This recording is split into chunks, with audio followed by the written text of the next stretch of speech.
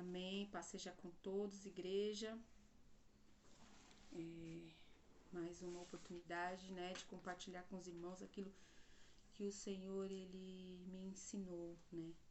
E aí eu vou compartilhar aí com os irmãos, né, aquilo que o Senhor, Ele me ensinou nessa reflexão. Amém? Vamos orar.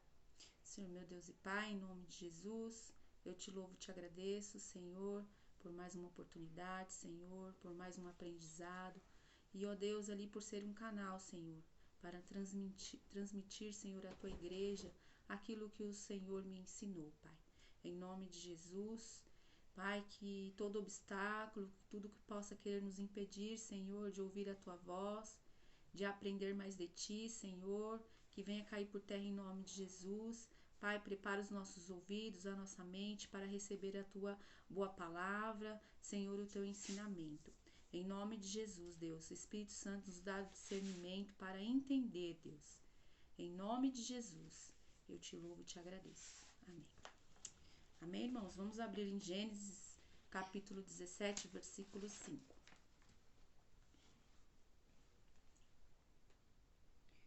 Gênesis 17, versículo 5 diz assim: Não mais te chamarás Abrão, mas Abraão será o teu nome, pois por pai de muitas nações te tenho posto.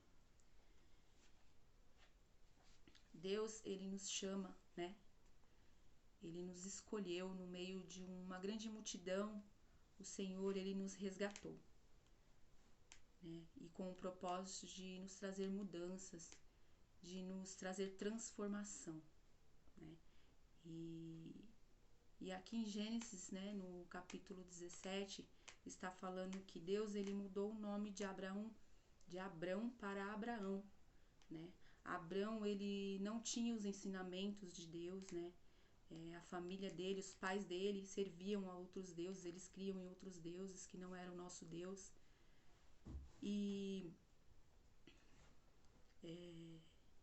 Abraão, ele saiu, né, no meio da parentela dele, e Deus, ele chamou Abraão para que ele fosse transformado com um propósito, né? Nós conhecemos que Abrão, ele foi o pai das multidões, né? O nosso grande pai da fé. Ele foi um exemplo de fé e obediência e amor a Deus, né? Abraão, ele foi obediente a Deus, ele provou o amor dele, né? Quando ele levou o seu único filho Isaac, né, para ser sacrificado ali, quando Deus, ele pediu o sacrifício. E Abraão, ele demonstrou amor e fé e obediência a Deus naquele ato. Então, Deus, ele chamou Abraão, e sem mesmo conhecer quem era Deus, ele se sujeitou a Deus, ele creu naquilo que Deus estava chamando ele a fazer, e ele foi, confiando em tudo aquilo que Deus estava falando para ele, né? Então, ele cumpriu ali o propósito, né, do chamado de Deus e da mudança que Deus fez na vida dele. E nós, nas nossas vidas também não é diferente. Deus, ele nos chama e ele quer transformar, ele quer nos lapidar, né?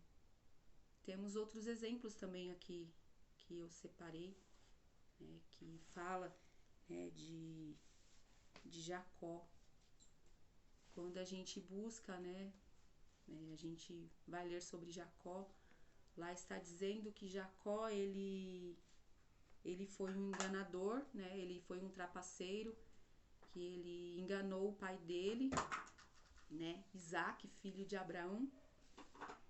Ele enganou, né, o pai dele, ele usurpou, né, e Deus, ele também mudou o nome de Jacó, né? Quando Jacó, ele reconheceu, né, quando Jacó, ele viu que ele tinha errado e ele se sujeitou a Deus, ele confiou em Deus, ele se arrependeu, né?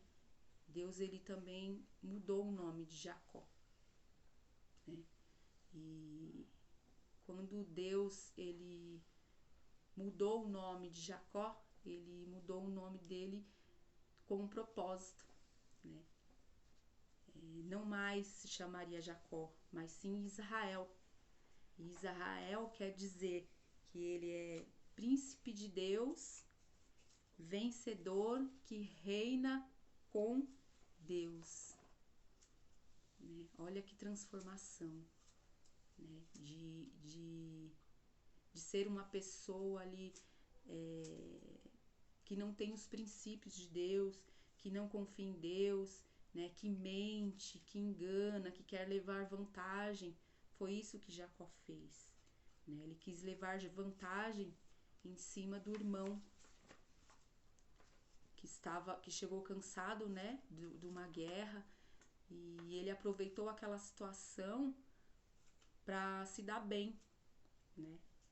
E o irmão dele, Esaú, acabou vendendo a primogenitura dele em troca de um prato, de um guisado, né? E Jacó ele se aproveitou dessa situação para se dar bem. E muitas vezes, irmãos, quando a gente não tem ali, quando a gente não se sujeita a Deus, né? No passado, né? Quando não tínhamos o conhecimento de quem era Deus, quantas vezes a gente não teve essa atitude, né? De querer nos dar bem em cima de alguma situação, de aproveitar a fraqueza de um alguém para nos favorecer, né? E o nome que se dá para esse tipo de pessoa, para esse tipo de atitude, nada mais é que é um Jacó, né? Uma pessoa enganadora, né? Uma pessoa que se aproveita, né, da fraqueza de alguém ou de uma situação de alguém para se dar bem, né? E isso não é o que Deus ele tem nos chamado. Deus ele nos chama para ser Israel, né? Para ser ali como um príncipe de Deus, para andar com Deus, né? Então Deus ele quer fazer essa transformação na nossa vida quando ele nos chama, né? Para isso é necessário um processo na vida da gente. Jacó ele teve o processo na vida dele, porque depois que ele teve essa atitude, ele teve que fugir, ele virou fugitivo, né? Ele saiu sem nada, porque, né? Como tem que sair fugido, como que você vai juntar coisas, né? Você nem pensa, porque no desespero, né? De você ser morto, né? De você ser pego ali por uma situação que você fez e teve ali, teve teve um efeito, né, naquela ação que você teve uma consequência, né? Jacó teve uma consequência. Então o Esaú queria matar Jacó. Então ele teve que fugir, né? A mãe dele disse: foge porque, né? Não tem outro jeito. Se esconde, vai para um lugar longe onde seu irmão não te ache. E ele fugiu. Então ele não levou nada com ele, né? Isaac, ele era o único filho de Abraão. Isaac, o pai de Jacó. Então ele tinha ele era muito rico. Tinha ali toda a herança de Abraão passou para Isaac. E as riquezas de Isaac seriam de Esaú e de Jacó, né? Então Jacó ele teve que fugir, teve que trabalhar, né? Muito. Jacó ele trabalhou demais, né? Ralou muito, né? Porque ele não tinha nada, então ele teve que reconstruir tudo sozinho. Ele teve que fazer ali a riqueza dele sozinho. Ele não herdou, né? Pela atitude que ele teve. E nesse tempo, né? Que Jacó ele fugiu, ele teve um processo, né? Com Deus. Deus ele foi refinando Jacó até o momento que ele reconheceu o erro dele, né? Ele submeteu ali a Deus, ele conheceu quem era Deus e ele teve a reflexão de que ele teria que voltar e pedir perdão para que a promessa e o propósito de Deus se cumprisse na vida dele, para que ele pudesse levar o nome de Israel, para que ele pudesse caminhar com Deus, para que as promessas de Deus se cumprissem na vida dele. E conosco também é o mesmo acontece. Deus, ele quer nos refinar, quer nos tratar, quer nos transformar para que possamos viver as promessas de Deus. Nós temos que ali entender que o chamado de Deus na nossa vida é para que nós venhamos caminhar com Deus. Esse é o grande propósito de Deus nas nossas vidas, quando Ele quer nos transformar o nosso nome, né? Deus, ele sempre tem o melhor para nós. E temos também um exemplo de Simão, né? Simão, ele foi chamado por Jesus para ser um discípulo. Simão quer dizer inconstante, né? O antes, né? E o depois. O antes da transformação e o depois da transformação. Então, Jesus chamou Simão Pedro, né? Ele era considerado como inconstante. E quando Jesus chamou Simão Pedro, né? E a partir daí, Jesus ele disse que ele não chamaria mais Simão, mas sim Pedro. Que Pedro quer dizer rocha, pedra, né? O que quer dizer rocha, pedra, né? Qual que é o significado quando Jesus ele diz que Simão passaria a se chamar de Pedro, rocha, pedra? Porque se nós formos buscarmos, né, Pedro ele foi a pedra principal ali para se construir a igreja de Cristo, né? Através de Pedro que vieram as igrejas, né, de Cristo. E por que ele recebeu esse nome de Pedro? Porque ele creu, né, que Jesus ele era o Filho de Deus. Quando Jesus chamou Pedro, ele olhou e ele creu e ele disse para Jesus: eu reconheço que tu és o Filho de Deus, né? Então Jesus ele teve a certeza de que através da vida de Pedro iria se constituir a igreja de Jesus Cristo. E assim foi o que aconteceu, né?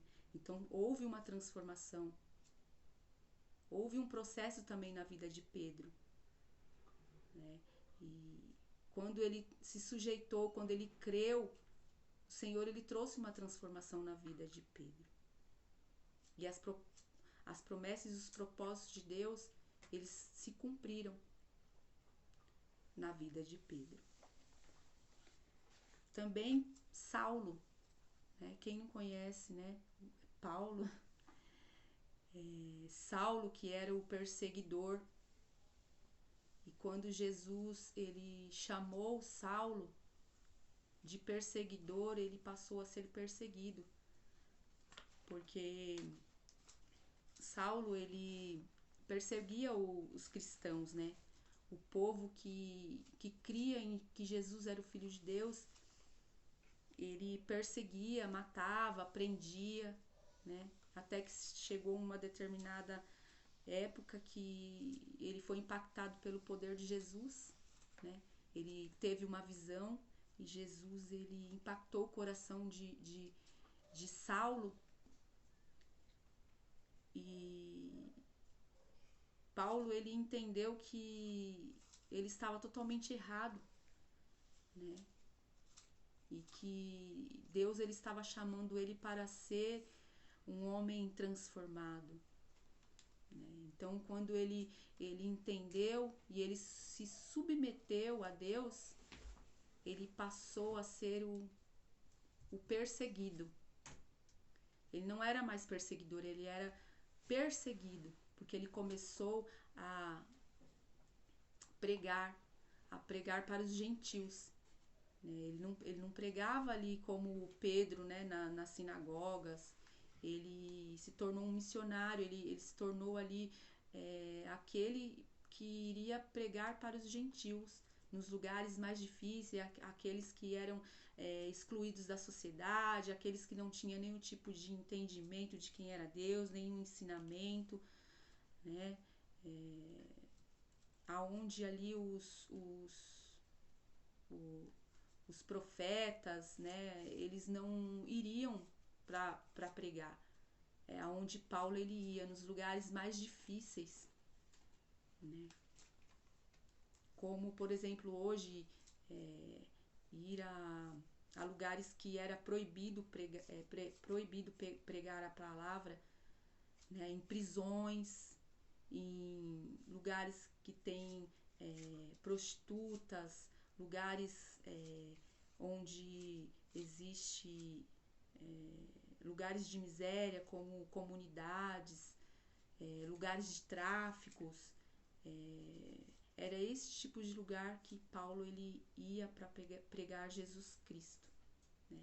Então Paulo ele foi chamado para pregar para os gentios. E a grande transformação dessas pessoas, né, fez com que se cumprisse o propósito de Deus na vida delas. Deus chamou elas e transformou para que se cumprisse o propósito de Deus através delas. E nós, irmãos, não é diferente. Deus ele nos chama, né, e quer mudar o nosso nome para que nós venhamos ser como Abraão, né, pai de multidões. O Senhor ele nos chama para sermos Israel, sermos príncipes e princesas de Deus, vencedores que andam com Deus. Esse é o nome que o Senhor quer nos dar. Também nos chama de Pedro, né, que é rocha, é pedra, né? Ali sermos a igreja do Senhor, constituir a igreja do Senhor, né? Sermos construtores da igreja do Senhor.